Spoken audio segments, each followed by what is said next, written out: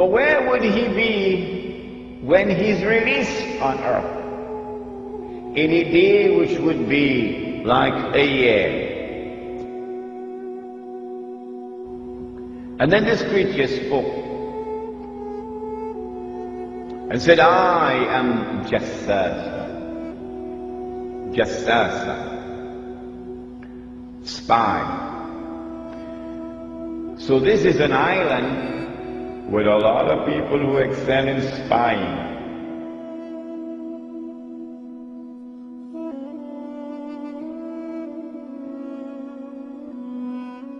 The 11th century Europe was ruled by the Church, which held a firm grip on the hearts and minds of the people. This power enabled Pope Urban II to wage war on the Muslim Caliphate and crusade in what he called a War of the Cross, to recapture the land of Jerusalem. It had been under Muslim rule since the year 637, but in 1099 this rule was brought to a bloody and sudden end. In the name of the cross, women were raped and murdered. Children were put to the sword, and it is said that blood ran in the streets knee-high to the horses. Out of this land of bloodshed and terror, a group of men arose. Men that would stop at nothing to get what they wanted, no matter what the cost. 20 years after Jerusalem was taken, the Dome of the Rock was seized by a group of warrior monks calling themselves the Knights of the Temple of Solomon, or more simply, the Knights Templars. In Jerusalem, the Templars began to deviate further and further away from the practices of Christianity. They learnt the secret arts of the Kabbalah, an ancient form of Jewish magic, along with its dark rites and rituals. The Jews had learnt the arts from the pagans of ancient Egypt during the times of enslavement to the Pharaoh, and developed them into Babylon at the time of Nebuchadnezzar. In 1307, King Philippe of France arrested them for charges of denial of Christ, homosexuality, and idol worship, as well as magic. In 1314, Pope Clement V declared all Templars as heretics to Christianity, ordering all their properties to be seized. Their leader, Jacques de Morlaix, was captured and burnt to the stake. The Templars were cornered, and just when it seemed they were finished forever, a glimmer of hope arose from a seemingly certain end. They were to find a safe haven as well as an ally. But not in France. In fact, in a country in a desperate struggle for independence against the English. The country of Scotland. For some, Scotland's hope of independence had died with the death of William Wallace. However, to the King of Scotland, Robert the Bruce, the arrival of the Templars gave him a new secret weapon. Their experience, gained over 200 years of fighting the mighty armies of Islam, had made them expert in combat and warfare, and more than a match for any army brought before them. In 1314, the Templars, allied with Robert the Bruce and his army, took to the fields of Bannockburn in a long-awaited showdown with the English. Robert the Bruce's foresight paid off. The 25,000-strong English army suffered a humiliating defeat at the hands of only 6,500 men. The dream of an independent Scotland had finally been achieved. The Templars had brought themselves back from the brink of destruction, and never again would they allow themselves to be destroyed. This time, they would control the country by controlling its kings, and in order to preserve their secret order, the Templars would have to die, or more precisely, the name would have to die. The Templars, who had escaped Europe, were finally laid to rest in Roslin Chapel, Scotland, which stands to this day as sign of their presence in Britain.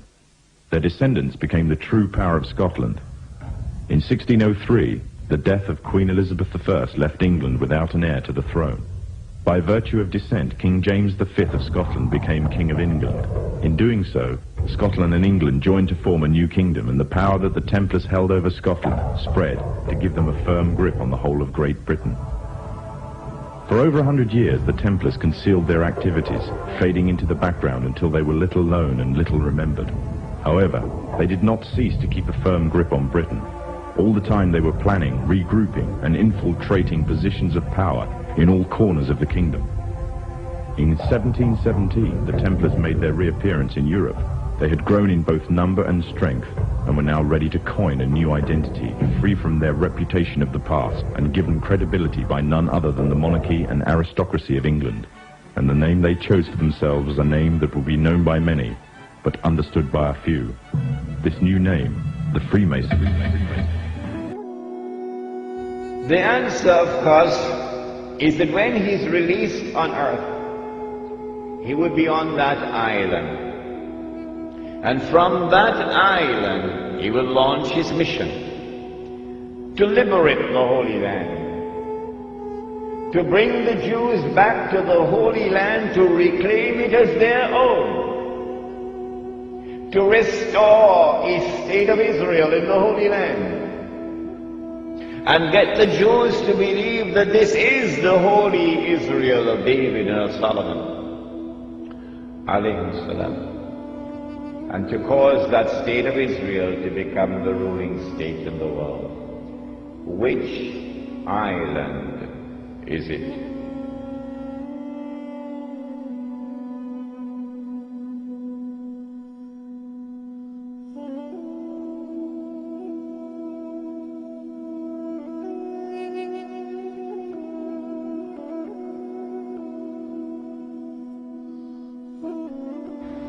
An amazing thing has happened. The British government did something which was incredibly strange and mysterious.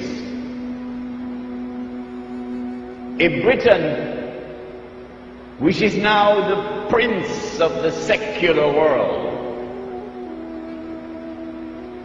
The secular world takes religion out of politics. And Britain is the prince of the secular world. Britain issues a declaration known as the Balfour Declaration in November 1917 that it is the intention of His Majesty's government to work for the establishment of a Jewish national home in the Holy Land. Did you hear that? The only thing stranger than that ever occurred in history was the day that the cow jumped over the moon. Why would a secular state, which leads the world of secular states, declare its intention to work for the establishment of a Jewish national home, meaning a Jewish state, in the Holy Land? 2 months later, this was October 1917, in December 1917, it is a British army led by General Allenby which defeats the Ottoman Islamic army and liberates the Holy Land. And when Allenby entered into Jerusalem, the British general declared, "Today the Crusades are over." Oh, but the Crusades were supposed to have been Christian wars. And you are now a secular state. You're not a Christian state, you're a secular state. How come a secular Britain is continuing a crusade started by the Pope 1,000 years before? That's strange. That is incredibly strange.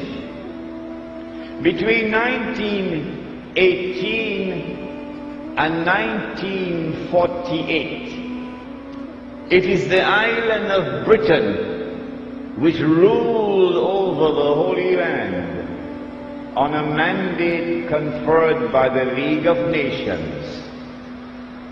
And during that period of time, with tremendous deception, while pretending to keep the Jews out, Britain opened the doors for the Jews of Europe to enter into the Holy Land. and to reclaim it as their own.